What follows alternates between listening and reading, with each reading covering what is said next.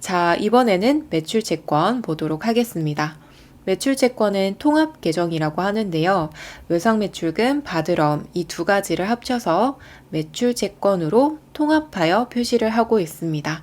자, 외상매출금은요, 상품 제품을 매출하고 아직 받지 않을 외상대금을 외상매출금이라고 하고요. 받으러움은 상품 제품을 매출하고 대가로 어음을 받은 경우 받으러움이라고 합니다. 자, 상거래와 관련이 있다면 외상매출금 받으러움으로 회계 처리해 주시고요. 상거래와 전혀 관련이 없다라고 한다면 미수금으로 회계 처리해 주셔야 되죠. 이러한 부분도 잘 구분을 해 주셔야겠습니다. 자, 각각의 계정 과목 보도록 할게요. 자, 외상매출금은요. 상품 제품 매출하고 외상으로 하였다 라고 했을 때 외상매출금으로 회계 처리해 주시면 되고요. 크게 다른 내용들이 없으니까 바로 넘어가도록 할게요. 자, 두 번째는 받으러움입니다. 자, 받으러움은요, 네 가지 경우가 있습니다. 만기, 할인, 배서양도, 부도 이렇게 네 가지가 있고요. 첫 번째로 만기부터 보도록 할게요. 받으러움이 만기가 돼서 현금으로 교환하는 것을 저희가 추심이라고 하는데요. 이때 추심 수수료를 지불해 주셔야 돼요. 계정 과목은 수수료 비용으로 처리를 해주시고 비용의 분류는 판매비와 관리비, 즉 800번대로 넣어주시면 되겠습니다. 자, 예제 볼게요. 겨울전자에 받으러움 100만원이 만기가 돼서 추심 수수료 2만원을 제외한 어음 대금을 현금으로 받았습니다. 자, 그럼 받으러움 대변으로 보내주시고요. 거래처 꼭 적어주셔야 되죠. 차변에는 현금 98만원 들어올 거고요. 이때 추심 수수료는 수수료 비용으로 처리해 주시면 되겠습니다. 자, 두 번째는 어음의 할인입니다. 받으러움이 만기가 되기 전에 자금이 필요해서 은행에서 받으러움을 싸게 처분한 경우, 싸게 매각한 경우를 할인이라고 하고요. 이때 할인료라는 이자를 내셔야 돼요. 자, 이때 할인료는요, 매출채권을 처분하고 손해봤다. 매출채권 처분 손실로 회계 처리해 주시고요. 영업의 비용으로 분류해 주시면 되겠습니다. 예제 볼게요. 영업활동의 원활한 운영을 위해서 삼성 상해에서 받은 받으러움 100만원을 할인하고 대금은 할인료 5만원을 제외한 잔액을 현금으로 받았습니다. 자, 그럼 받으러움 은행에 싸게 매각을 한 거죠. 그러면 대변으로 보내주시고 거래처 잘 걸어주시고요. 자, 현금은 95만원 들어왔겠죠. 이때 할인료는요. 제가 어음을 싸게 팔고 이자를 뗀 거예요. 그래서 매출채권 처분 손실로 넣어주시면 되겠습니다. 자, 시험에서는 할인이 좀 더 자주 나오고 있습니다. 그래서 할인 꼭 체크해 주셔야겠습니다. 자, 이번에는 세 번째, 배서 양도입니다. 자, 말 그대로 제3자에게 내가 가지고 있던 받으러움을 양도하는 경우에 사용을 해주시고요.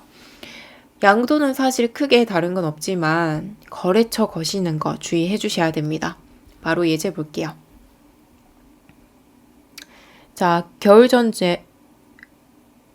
겨울전자의 외상대금을 갚기 위해 세무상사로부터 받아두었던 받으러움 100만원을 겨울전자에게 배서 양도하였습니다. 자, 겨울전자의 외상대금을 갚았죠. 그럼 외상매입금 넣어주시고 부채 감소죠. 겨울전자로 거래처 걸어주시고요. 자, 그럼 제가 현금이 나가야 되는데 현금 대신에 내가 세무상사로부터 받아두었던 받으러움을 겨울전자에다가 넘겨줬대요. 이거를 양도라고 하죠. 그래서 받으러움 대변으로 자산 감소시켜 주시면서 거래처를 걸어 주셔야 되는데 거래처는 세무상사로 걸어 주셔야겠죠. 자, 따라서 양도가 나온다면은 거래처가 다릅니다. 거래처 걸어 주시는 거 주의해 주셔야 됩니다. 자, 마지막으로 부도인데요. 받으러움의 부도를 통보받은 날 부도엄과 수표로 회계 처리해 주셔야 됩니다. 겨울전자의 받으러움 100만원이 부도가 되었다는 것을 국민은행에서 통보를 받았대요. 자, 그럼 받으러움 대변으로 나가야겠죠. 자산 감소 시켜주시고요. 거래처 걸어주셔야 됩니다. 자, 그리고 차변에는 이 어음이 부도가 났다는 것을 알려줘야겠죠. 그래서 부도어음과 수표로 처리를 해주시면서 거래처 꼭 걸어주셔야겠습니다. 부도어음과 수표도요, 자산입니다, 여러분. 그래서 받을 어음, 자산 감소를 시키면서 이 어음이 부도가 났습니다. 이렇게 다시 자산 증가를 해주시는 거예요. 자, 그럼 부도 난 거 비용 처리 언제 하느냐? 대손 확정이 되면 처리를 하고 있습니다. 보통 부도를 통보를 받고 6개월이 지난 후에 대손 확정을 하고 있어요. 자, 그럼 매출 채권이랑 관련돼서 나오는 계정 과목 보도록 할게요. 자, 외상 매출금이랑 받으러옴 공통점이 돈을 나중에 받는 거였죠. 자, 돈을 나중에 받게 되면 전부 다 회수를 하면 당연히 좋겠지만 외상대금을 회수를 못할 수도 있겠죠. 그러한 경우를 대손이라고 하고요. 대손충당금, 대손상각비, 기타의 대손상각비 이렇게 세 가지 계정 과목이 있고요. 얘들 계정 과목은 밑에서 회계 처리하면서 같이 한번 보도록 하겠습니다. 자, 대손은 회수가 불가능한 채권을 대손이라고 합니다.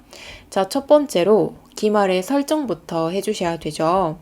자, 대손 설정 금액은요, 매출채권 잔액에다가 대손 설정률을 곱해주시고 여기에서 설정 전 대손 충당금 잔액을 빼주셔야 됩니다.